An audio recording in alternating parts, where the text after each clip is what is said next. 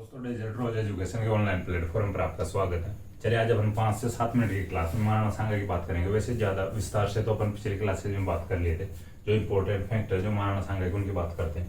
देखिए जो महाराणा सांगा का जो टाइम पीरियड है जो 1509 से 1528 तक रहता है। ठीक है, जो महाराणा सांगा के पिता रायमल थे, जो महाराणा कुंभा के बेटे थे रायमल, और महाराणा जो रायमल के बेटे महाराणा सांगा थे। ठीक है, इनके अब युद्धों की बात करते हैं। महाराणा सांगा और इब्राहिम लोधी के बीच में जो दो युद्ध होते हैं, खातौली कोटा का युद्ध और बाड़ी धौलपुर का युद्ध। इब्राहिम लोधी दिल्ली का सुल्तान था। ठीक है, देखिए खातौली कोटा का युद्ध 1517 में होता है। जो महाराणा सांगा इसमें विजय रहता है। ठीक है, खातौली कोटा का युद्ध 1517 में होता है, इसमें महाराणा सांगा विजय रहता है। और बाड़ी धौलपुर का युद्ध जो 1518 में होता है, महाराणा सांगा इसमें विजय रहता है। ठीक है, मुगल सेनापति जो बाड़ी धौलपुर के युद्ध में मुगल सेनापति यानी इब्राहिम लोधी का सेनापति रहता है मियां माखन। ठीक है, मियां माखन बाड़ी के युद्ध में इब्राहिम लोधी का जो सेनापति रहता है।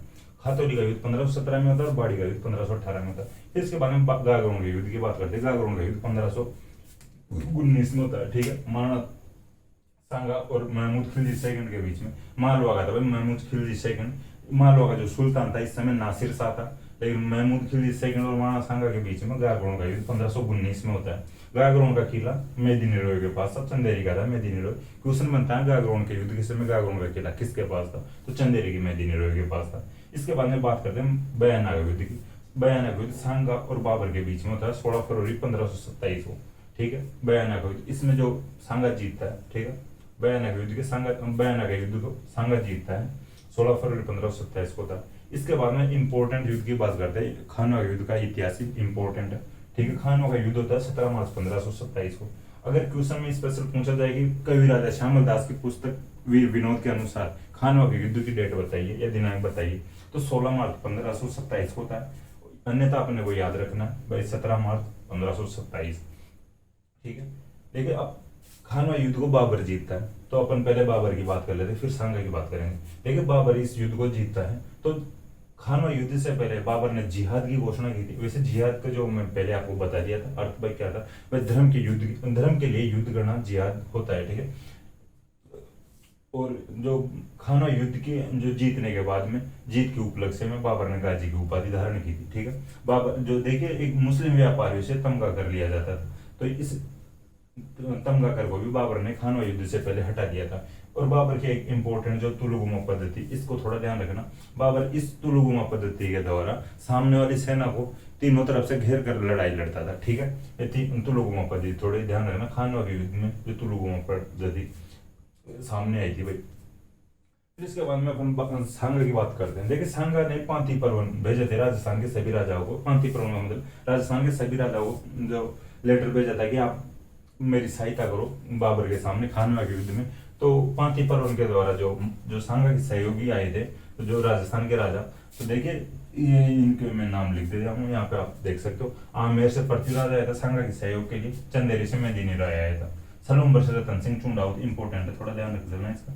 सलूम्बर से चुंडावत आया, रतन सिंह चुंडावत आया था। मेवात से हसन खान मेवाती आया था। देवलिया जो प्रतापगढ़ में जगह पड़ती है वहां से बाघ सिंह आया था। देवलिया का बाघ सिंह आया था।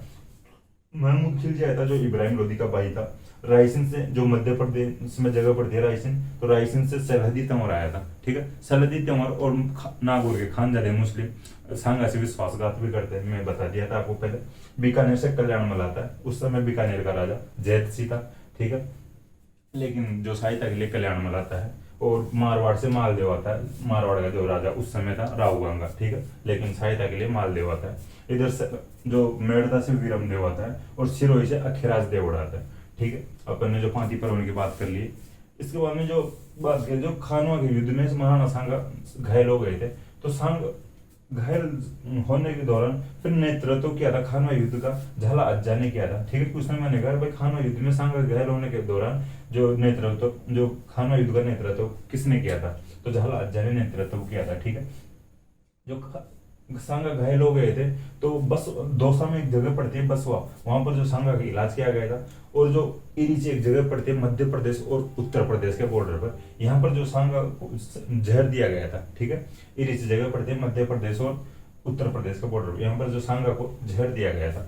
देखिए कालपी उत्तर प्रदेश में एक जगह पड़ती है कालपी में, जो महाराणा सांगा की मृत्यु हो गई थी। ठीक है, उसके बाद में तो महाराणा सांगा को जो दाह संस्कार किया गया था, यानी अंतिम संस्कार किया गया था, भीलवाड़ा में जगह पड़ती है मांडलगढ़, मांडलगढ़ में दाह संस्कार किया गया था, ठीक है। और मांडलगढ़ में ही जो महाराणा सांगा की छतरी भी बनाई हुई है, ठीक है। महाराणा सांगा की छतरी मांडलगढ़ में है, थोड़ा ध्यान रखना है, इंपॉर्टेंट है। महाराणा सांगा की छतरी पूछ लेते कहाँ पर है। देखिए बसवा दौसा में भी महाराणा सांगा का चबूतरा है, हालांकि आज तो जीर्ण शीर्ण अवस्था में थोड़ा बहुत टूट गया है, लेकिन ध्यान रखना जो दौसा बसवा में महाराणा सांगा का चबूतरा है और मांडलगढ़ भीलवाड़ा में छतरी है महाराणा सांगा की। अब महाराणा सांगा की उपाधियों की बात करते हैं कि महाराणा सांगा की दो उपाधि थी, एक तो हिंदूपत यानी हिंदू राजा होने के कारण या हिंदुओं का स्वामी होने के कारण हिंदूपत उपाधि दी गई थी एक तो, और एक सैनिकों को भग्नावशेष। देखिए महाराणा कहते हैं, इतिहासकारों के द्वारा अपने को जानकारी मिलती है, पुस्तकों के द्वारा जानकारी मिलती है कि जो महाराणा सांगा के शरीर पर 80 घाव थे, ठीक है। यानी महाराणा सांगा के एक आंख नहीं थी, एक पैर नहीं था और एक हाथ नहीं था, उसके बावजूद भी सांगा युद्ध करता था, ठीक है। तो सैनिकों को 80 घाव होने के कारण सैनिकों को भग्नावशेष की उपाधि भी दी गई थी महाराणा सांगा को। इसके बाद में अपन बात करते बाबरनामा, जो है बाबरनामा पुस्तक है, इसका जो स्टेटमेंट है बहुत इंपॉर्टेंट है। जो बाबरनामा के अनुसार महाराणा सांगा के दरबार में 7 तो राजा थे, ठीक है, 7 राजा थे। महाराणा सांगा के दरबार में 9 राव थे और 104 सरदार थे, ठीक है। थोड़ा ध्यान रखना है, बाबरनामा के अनुसार जो महाराणा सांगा के दरबार में 7 राजा, 9 राव और 104 सरदार थे।